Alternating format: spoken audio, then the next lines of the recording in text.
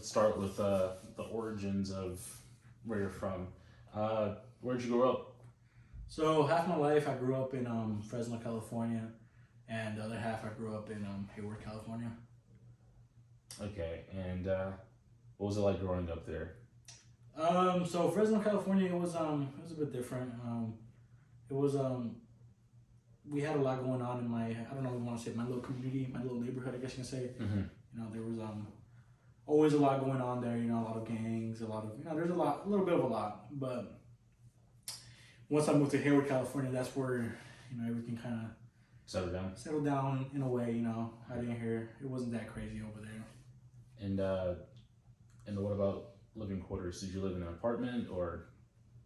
So I know when I lived in Fresno, we lived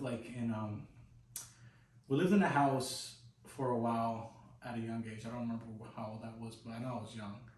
And then we lost the house, or my parents lost the house, and then we had to move in my grandma, my grandpa, and we lived there with them in the house as well. And that's when you moved to Hayward? And then I moved to Hayward, and then we lived in another house and stuff like that. Yeah. Okay, I see.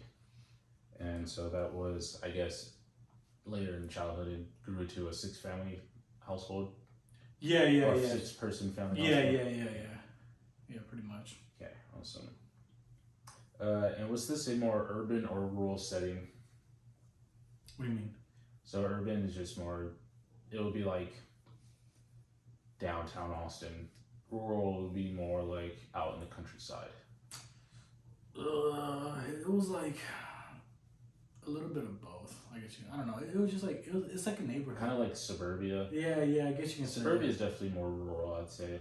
Yeah, because it wasn't like downtown, it wasn't like that. But at the same time, it wasn't like cold country where you're like 1 mile apart from each other. Like, no, it wasn't like that. It was just like a simple little neighborhood, like house, stuff like that. It's more like our living like now currently. Like, yeah, it's just. Or we're not deep in the city, and we're not like completely rural. We're just like right, kind of like a happy medium. Yeah, like we had it was a whole neighborhood, Okay, and once you moved in with your grandparents, did they play a big part in raising you, or is it just? So my grandma played a big part in raising me. My grandpa, he was like a drunk and stuff like that. Oh, okay. And it was just, I mean, he was a good guy. Don't get me wrong, but it was just like he never really did one-on-one with us. I don't know how you want to say it. He didn't interact. Yeah. Like the only time he would interact. Kind of. Yeah, the only time he would interact is whenever he needed help, like doing his work and stuff like that. Like he would call us over to the backyard and have us move things with him or stuff like that. But we would never play soccer or watch TV or whatever. We never did nothing like that with him. Yeah. What holidays and traditions did you have growing up? Just the basic ones. The ones that everybody really celebrates. Christmas, Halloween, all that stuff like that. The only big ones that were different were, we celebrated Cinco de Mayo. I wouldn't say celebrate, throw a big party. Yeah. But it was just just something small, But I guess you could, well, the best way to put it. 4th of July. Yeah.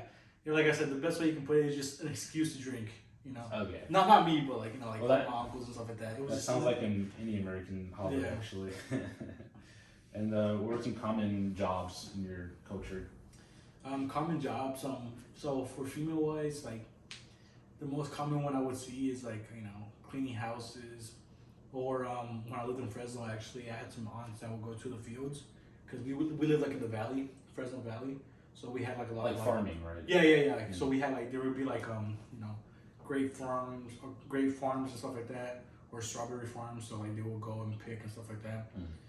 But for men, it was mainly just landscaping or construction. Yeah, my family had a farm too, but we didn't really get paid for that though. Yeah. No, that's cool. It's all good. All right. And as far as conflict, how does your culture view it? I would say back in Philadelphia, the younger generation definitely glorifies it, especially in our music. But how would you say it was where you grew up? I guess you could say same thing. Same thing with music and stuff like that.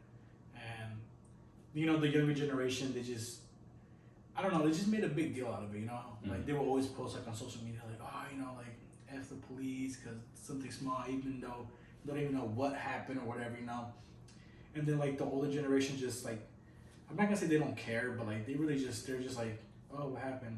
Oh, okay, you know. More standoffish. Yeah, like oh, like as long as long as it didn't affect us, like you know, we can care less. But that kind of leads me into my next question about how your culture views and feels about authority. I assume that not necessarily class based, but more like age based as far as the view of authority. So like I said, age based, like the younger generation, like my generation back then, it was kind of just like the same thing, you know, like a cop would do something small, you know, something bad, I guess you could say, and then we would go crazy and stuff like that, you know. Blow it out of proportion. Yeah, exactly. And then like same thing for the like, you know, older generation. They was just like, oh, okay, that's crazy. But, yeah. As far as their views, would you say people in your culture are more blunt? Is that also an age-based thing? Yeah. So everything really just comes down to age and stuff like that. The younger generation, when they hang out with the older generation, they really are blunt, you know. Especially if there isn't somebody our age around, we're really blunt. But you know, once we're, I guess you can say, I don't know. I guess though it's like basically just when you hang out with people around your age, you know, you're all, you know, active and stuff like that. But when you don't, you're just like really blunt. Yeah, no, I feel that. I feel like you can't really put a lot of things into like a box, so it really just depends on the situation.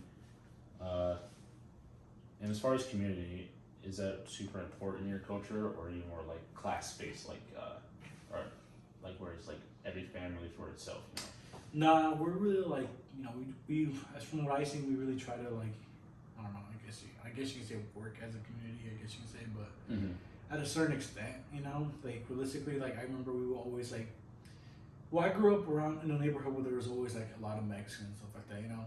So, you know, typically it's like, hey, you know, a neighbor would come over like, hey, I need some help doing this, blah, blah, and then, you know, my dad would be like, yeah, cool, you know, I'll be there, I'll help you and stuff like that.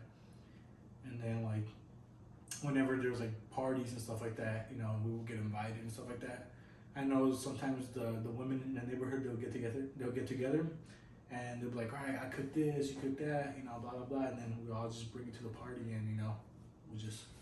Yeah, I actually feel like it was quite different when I grew up. I feel like cultures that are pretty textbook about like how you just describe and maybe be like, you know, Mexican people anywhere in the country, it seems like, because that's how it was where I grew up as well in Philadelphia.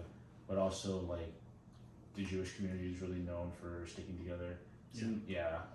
People that have a really strong like identity and language. I noticed that wasn't really the case with black people. I think that right around the time, like during and like right after slavery, we were more akin to people in your culture, like Jewish people or, you know, other immigrant factions. But somehow over time, we kind of grew into our own little clades where it was more every man for himself kind of thing. Yeah. But I mean, like I said, there was neighborhoods where it was just kind of like it felt that way. But for the most part, we all really just got together, always hung out and stuff like that. You know, even if it was just like, you know, everybody would come to one person's house, chill in the front yard, and just talk, you know. But it was nice. It really was. That's pretty interesting. There's definitely some key differences, but a lot of parallels, I'd say. But it was great interviewing. Yeah, man. Paul, thank you.